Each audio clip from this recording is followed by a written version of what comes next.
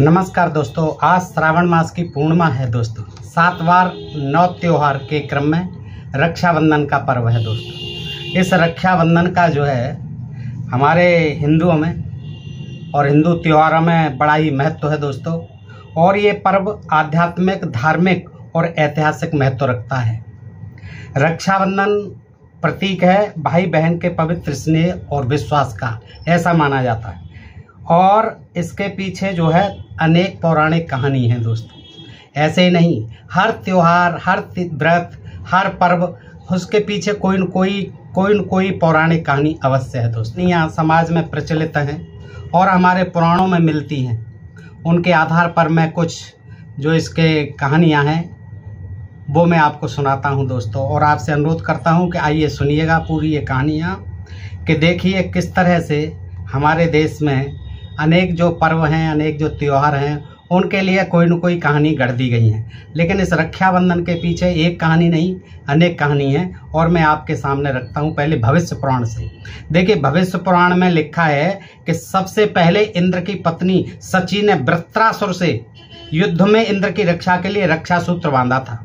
पत्नी ने बांधा था, देखिए सची ने। किसके? इंद्र के। किससे? वृत्रासुर से युद्ध में रक्षा करने के लिए इंद्र की। इसलिए जब भी कोई युद्ध में जाता है तो उसकी कलाई पर कलावा, मौली या रक्षा सूत्र बांधकर उसकी पूजा की जाती है।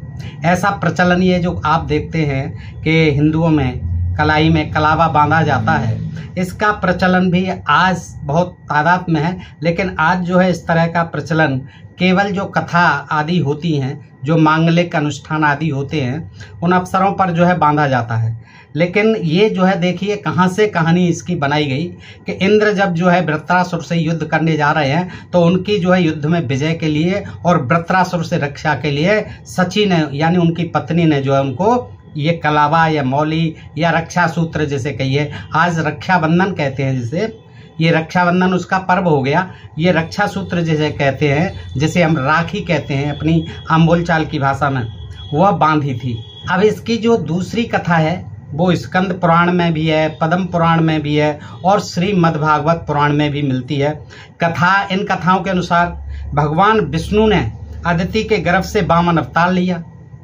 किसके गर्भ से? अदिति के गर्भ से।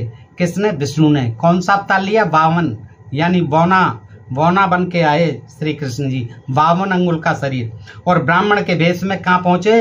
असुरराज राजा बलि के द्वार भिक्षा मांगने पहुंचे, यानी उसको छलने पहुंचे। असुर राजा थे बलि और महादानी थे, तो यज्ञ कर रहे थे, बहुत बड़ा यज्ञ कर रहे थे, अश्वमेध यज्ञ। उसमें जो है छलने के लिए ये पहुंच गए वो असुरराज बलि के दरबार में। चूंकि राजा बलि महान दानवीर थे तो उन्होंने वचन दे दिया कि भगवान आप जो भी मांगोगे मैं वह दूंगा। भगवान ने बलि से भिक्षा में 3 पग भूमि, केवल 3 पग भूमि मांग ली। बलि ने तत्काल हाँ कर दी, क्योंकि 3 पग ही भूमि तो देना थी। लेकिन तब भगवान बावन ने अपना विशाल रूप प्रकट किया, ऐसा बताया जाता है। विशाल रूप प्रकट किया और 2 पग में, 2 डग में ही सारा आकाश, पाताल और धरती नाप लिया। अब बताइए, पूरी धरती पर राज थोड़ी था बलि का, और ना ही आकाश और पाताल में राज था। क्या मतलब था? और आकाश तो कोई जमीन ही नहीं, आकाश तो कहीं अनंत है। आकाश तो कोई भौतिक वस्तु है ही नहीं, पृथ्वी की तरह कोई ग्रह नहीं है, कोई उपग्रह नहीं है। तो जो है आकाश को भी नाप लिया, फिर पाताल को भी नाप लिया। फिर पूछा कि राजन अब आप बताइए कि तीसरा, 2 में ही नाप लिए सारे आकाश, पाताल और पृथ्वी। अब देखिए तीसरा, अब उस समय कहाँ खड़े होंगे? वैसे 52 रूप है तो, लेकिन जब उन्होंने बड़ा किया तो फिर बताइए कि कहाँ खड़े होंगे? पृथ्वी भी, आकाश भी, पाताल भी तो सब नाप लिया 2 ही पग में। तो कहाँ बलि बैठे हुए थे और कहाँ विष्णु जी 52 बने हुए खड़े थे। तब विष्णु भक्त राजा बलि ने कहा कि भगवान आप मेरे सिर पर रख लीजिए। अब बताइए, सिर पर रख लीजिए पैर है। और फिर भगवान ने राजा बलि को रसातल का राजा बनाकर अजर अमर होने का वरदान दे दिया। पाताल, रसातल, बात तो एक ही है। उनसे कह दिया कि आप पाताल में जाइए। और दोस्तों उस समय जो है पाताल कहते थे दक्षिण को, तो पाताल होने का वरदान दे दिया और जो है पाताल के राजा बन गए हो। लेकिन बलि ने इस वरदान के साथ ही एक जो वरदान और मांग लिया कि भगवान जहाँ मैं रहूँगा आपको मेरे साथ ही रात दिन रहना पड़ेगा, मेरी सेवा शुश्रूषा देखभाल करनी होगी। तो भगवान को 52 अवतार के बाद पुनः लक्ष्मी के पास जब पहुंचते हैं तो भगवान जो है क्योंकि वचन देकर फंस गए थे और लक्ष्मी से कहा कि मैं तो चलता हूं पाताल, राजा बलि की मुझे सेवा टहल चाकरी करनी है, देखभाल करनी है। तो इस बात से माता लक्ष्मी जी चिंतित हो गई। तब लक्ष्मी जी ने राजा बलि को राखी बांध कर देखिए छल कपट किया। ये राखी जो है छल कपट का त्योहार भी है और यहीं से शुरू हुआ। उन्होंने क्या किया कि जाकर के बलि को अपना भाई बनाया और राखी बांधी कि भैया मेरे ऊपर रहम करो, मेरे पति को जो है मुक्त कर दो, ये मेरे पति को मत जो है आप अपने पास रखो, मुझसे मत छुड़ाओ और मेरे पति को जो है बंधन मुक्त कर दो। तो उसको जो है राजा बलि के जो है इन्होंने बांधी, लक्ष्मी जी ने राखी और रक्षाबंधन, और अपने पति को अपने साथ ले आई। तब राजा बलि ने वो भी मुक्त कर दिए कि जाओ, बहन ने लक्ष्मी ने मेरे राखी बांधी है। तो उसकी दक्षिणा स्वरूप जो है उन्होंने विष्णु को मुक्त कर दिया, वामन को। उस दिन श्रावण मास की पूर्णिमा तिथि थी, ये पूर्णिमा तिथि थी आज वाली, तभी से ये रक्षाबंधन का त्योहार प्रचलन में है। ये भी कहानी हो गई। अब अगली कहानी है श्री कृष्ण से संबंधित है दोस्त, कि राजसूय यज्ञ के समय श्री कृष्ण ने शिशुपाल का वध कर दिया और तब उनकी उंगली में सुदर्शन चक्र लग गया कहीं से और वहां से खून निकलने लगा। इसे देखती रही। इसे जब द्रौपदी ने देखा तो तुरंत ही अपनी साड़ी का एक टुकड़ा फाड़कर उनकी उंगली पर बांध दिया। देखिए क्या युक्ति। खून को बंद करने के लिए द्रौपदी ने अपनी साड़ी का यानी पल्ले में से कपड़ा फाड़कर और तुरंत जो है उसे उंगली में लपेट दिया, बांध दिया। इस कर्म के बदले श्री कृष्ण ने द्रौपदी को आशीर्वाद देकर कहा कि एक दिन द्रौपदी मैं तुम्हारी साड़ी की कीमत अदा अवश्य करूंगा, क्योंकि ये आपने मुझे मेरी उंगली में बांधी है। और इसी वजह से इसी का ये परिणाम था कि जब हस्तिनापुर में भरी सभा में दुशासन चीरहरण करने लगा, द्रौपदी का चीरहरण करने लगा, तो भगवान श्री कृष्ण ने उसकी जाकर के फिर तमाम जो है वस्त्र बढ़ा दिया, साड़ी यानी चीर बढ़ा दिया। तो ये दोस्तों इस तरह से कहानी शुरू हुई और इसी को जो साड़ी का टुकड़ा फाड़ करके बांधा था, इसी को रक्षाबंधन मान लिया गया और बहन द्वारा राखी बांधने की परंपरा यहीं से शुरुआत हुई। अब ये श्री कृष्ण से हुई, वो वावन से हुई, आप देखते जाइए, वहाँ इंद्र से हुई, देखते जाइए, इंद्र और सची ने बांधा। अब उत्तर भारत में रक्षाबंधन वाले दिन अर्थात आज के दिन श्रावण की पूर्णिमा को राखी का त्योहार मनाया जाता है, आज मनाया जा रहा है। जबकि दक्षिण भारत में इस त्योहार के दिन समुद्री क्षेत्रों में नारियल पूर्णिमा का त्योहार मनाया जाता है। इसको क्या कहते हैं दक्षिण भारत में? नारियल का त्योहार, नारियल पूर्णिमा का त्योहार। नारियल पूर्णिमा खासकर सभी मछुआरों का त्योहार होता है। मछुआरे भी मछली पकड़ने की शुरुआत इसी दिन से भगवान इंद्र और वरुण की पूजा करने से करते हैं। वर्षा काल होता है और इसमें मछलियां पकड़ने की शुरुआत जब करते हैं तो वो इंद्र और वरुण की पूजा नारियल से करते हैं, इसलिए क्या कहा जाता है इसको? नारियल पूर्णिमा। पूजा के दौरान विधिवत रूप में उन्हें केले के पत्तों को समुद्र के किनारे नारियल अर्पित किए जाते हैं इंद्र को और वरुण को, लो खाइए, नारियल खाइए, आइए। इसीलिए इस राखी पूर्णिमा को वहाँ नारियल पूर्णिमा भी कहते हैं। दक्षिण भारत में यह त्योहार समाज का हर वर्ग अपने तरीके से मनाता है। इस दिन जनेऊ धारण करने वाले अपने जनेऊ बदलते हैं ब्राह्मण लोग। इस कारण इस त्योहार को अवित्तम भी कहा जाता है। इसे श्रावणी या ऋषि तर्पण भी कहते हैं।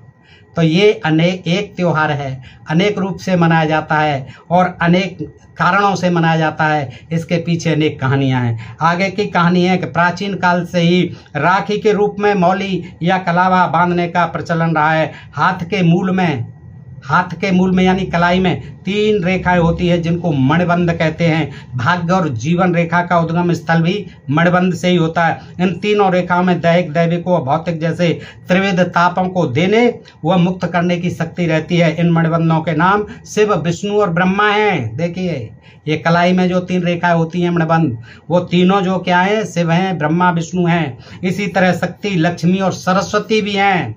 जब हम कलावा का मंत्र रक्षा हेतु पढ़कर कलाई में बांधते हैं तो यह 3 धागों का सूत्र त्रिदेवों और त्रिशक्तियों को समर्पित हो जाता है। तीनों को ही बांध लेता है ये कस के कि कहीं चले नहीं जाए। ये जो हमारी रक्षा करते रहे। कौन? मणिबंध में स्थित ब्रह्मा विष्णु महेश और सरस्वती, तीनों देवियाँ, लक्ष्मी, सरस्वती और शक्ति, ये जो है हमारी जो है कलाई में बंध जाती हैं इस कलावा से, है। तो ये जो है हमारी रक्षा करती रहें, इस तरह का जो है मान्यता बना रखी है। जब हम कलावा का मंत्र रक्षा हेतु पढ़कर कलाई में बांधते हैं तो ये 3 धागों का सूत्र त्रिदेवों और त्रिशक्तियों को समर्पित होता है, जिससे रक्षा सूत्र धारण करने वाले प्राणों की सब प्रकार से रक्षा होती है। और ये सूत्र जो होता है दोस्तों, ये बृहस्पति ने पढ़ा। ये नबद्धो बलि राजा दानवेंद्रो महाबलः तेन त्वा मनु पद्मानी रक्षे माचल माचलः।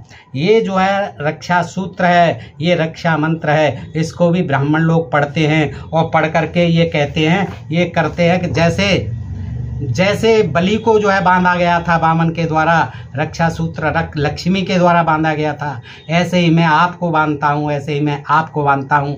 आप अचल रहें, आप अचल रहें। जैसे कि बलि राजा जो है देने के लिए सब कुछ अचल रहे थे, ऐसे ही आप भी अचल रहिए, अचल रहिए, अचल रहिए। मैं आपको इस धागे से बांधता हूँ। तो ये दोस्तों ये मंत्र भी पढ़ा जाता है। और आगे की कहानी क्या है दोस्तों, कि शास्त्रों का ऐसा मत है कि मौली या राखी बांधने से त्रिदेव ब्रह्मा विष्णु महेश, तीनों देवी लक्ष्मी पार्वती और सरस्वती की कृपा प्राप्त होती है। ब्रह्मा की कृपा से क्या मिलता है? कीर्ति, और विष्णु की कृपा से रक्षा, और शिव की कृपा से दुर्गुणों का नाश होता है। देखिए कितनी महिमा है इस मौली सूत्र की, इस कलावे की और इस राखी के बंधन की। देखिएगा इसी प्रकार लक्ष्मी से धन, दुर्गा से शक्ति और सरस्वती की कृपा से बुद्धि प्राप्त होती है। और इन तीनों देवी की पूजा बहुत होती है। लक्ष्मी की पूजा करने के कारण लक्ष्मी जो है धंधा कहती है, धंधा कहलाती है, धन की देवी कहलाती है। और उस लक्ष्मी के रहते हैं, उसकी पूजा होते हुए हमारा भारत देश जो है दुनिया के सब देशों में सबसे ज़्यादा गरीब है। यहाँ घनघोर गरीबी है। और शक्ति, दुर्गा से शक्ति, अब दुर्गा से शक्ति कहाँ मिलती? शक्ति मिलती तो स्त्रियों के साथ जो है अन्याय, अत्याचार और ये बलात्कार की घटनाएं नहीं होती, कदापि नहीं होती। और सरस्वती की कृपा होती तो इस देश में इतनी अशिक्षा नहीं होती, इतने लोग जो है इलिटरेट नहीं होते। लेकिन ऐसा माना जाता है, इन्होंने कथा कहानियाँ गढ़ दी हैं। यह मौली किसी देवी या देवता के नाम पर भी बांधी जाती है, जिससे संकट और विपत्तियों से व्यक्ति की रक्षा होती है। और यही मौली, यही रक्षा सूत्र जो है विभिन्न जगह दीवारों में बांधा जाता है, पेड़ पौधों से लपेटा जाता है, जहाँ मंदिर और तीर्थ आदि होते हैं, आपने देखा होगा। तो ये मंदिरों में मन्नत के लिए भी बांधी जाती है, संकल्प के लिए रक्षा सूत्र बांधा जाता है। जिस तरह के राजा बलि ने 3 पग भूमि को दान में देने के पहले जल छोड़कर संकल्प लिया था कि मैं 3 पग भूमि दान करता हूँ, मैं पीछे नहीं हटूंगा अपने संकल्प से। इसीलिए ये रक्षा सूत्र बांधने वाले भी संकल्प करा लेते हैं बंधवाने वाले से कि आप पीछे मत मुकरना, मैं तुम्हें बांधता हूँ, अचल रहना, अचल रहना, अचल रहना, मुझे जो संकल्प किया है वो अवश्य देना, अवश्य देना। इसी तरह रक्षाबंधन पर हम बहन को उसकी रक्षा का वचन देते हैं। मौली बांधकर किए गए संकल्प का उल्लंघन करना अनुचित और संकट में डालने वाला सिद्ध हो सकता है। देखिए बड़ा संकट में पड़ सकता है इसका जो है अनुचित वो करना, उल्लंघन करना। ये रक्षा सूत्र बनवा के, कलावा बनवा करके, मौली बनवा करके संकल्प न करना, फिर दान दक्षिणा नहीं देना पंडित जी को, ये बहुत हानिकारक हो सकता है, आपको संकट में डाल सकता है। आपने जो संकल्प किया है और वचन दिया है और पंडित जी ने आपको बलि की तरह बांधा है। तो भारत में भी रक्षाबंधन के पर्व का उल्लेख मिलता है। जब युधिष्ठिर ने भगवान कृष्ण ने से पूछा कि मैं सभी संकटों को कैसे पार कर सकता हूँ, तब कृष्ण ने उनकी तथा उनकी सेना की रक्षा के लिए राखी का त्योहार मनाने की सलाह दी थी कि युधिष्ठिर चिंता मत करिए, आपकी सब तरह से रक्षा होगी, आप राखी का त्योहार मनाइए, एक दूसरे के जो है रक्षाबंधन यानी वो रक्षा सूत्र बांधिए। तो दोस्तों कहाँ हुई थी युधिष्ठिर की? सारे मारे गए पांडव, सारे मारे गए कौरव। तो देखिए किस तरह से ये कथा कहानियाँ दोस्तों बना दी गई हैं, और इसी कारण जो है जनता जो कि अंधविश्वासी है और तमाम इन पाखंडों में फंसी हुई है, इसको भी मान लेती है। भाई बहन हो या परिवार में माता पिता हो, कोई भी रिश्ता हो, चाचा ताऊ दादा दादी, हमारे जितने भी बड़े बुजुर्ग हैं, उन सब की हमें प्रति समय सेवा करनी चाहिए, प्रतिपल सेवा करनी चाहिए। और हमारी बहन हो, हमारी पत्नी हो, जो भी हमारी बेटी हो, हमें उनकी रक्षा तो करनी ही करनी है। इस एक दिन संकल्प लेने से कुछ नहीं हो जाता है, और हर समय उनकी हमें जो हर तरह से रक्षा करनी है, सुरक्षा करनी है दोस्तों। तो हमारे लिए तो आए दिन ये त्योहार रक्षाबंधन का हर समय ही होता है, स्वाभाविकता से ही होता है कि हम लोग जो है अपने परिवारों में अपनी बेटी की, अपनी बहन की, अपनी पत्नी की, अपनी माँ की, अपनी दादी की, जो भी हमारे मान्य हैं रिश्ते, वो सब की हम रक्षा करते हैं। और समाज में भी जितनी लड़कियां हैं, जितनी भी स्त्रियां हैं, सबकी हमें रक्षा करनी चाहिए। यही हमारा जो है सच्चा धर्म है, मानव सेवा ही सच्चा धर्म है। दोस्तों बताइए जानकारी आपको कैसी लगी? अच्छी लगी हो तो मित्रों में भी अधिकाधिक शेयर कर रहे हैं दोस्तों, और अपने प्रिय चैनल ढोल में पोल को सब्सक्राइब करते रहें। फिर मिलते हैं ऐसी किसी जानकारी के साथ अगले वीडियो में। तब तक आप सब मित्रों का हृदय से आभार, नमस्कार, जय हिंद, जय भारत दोस्तों।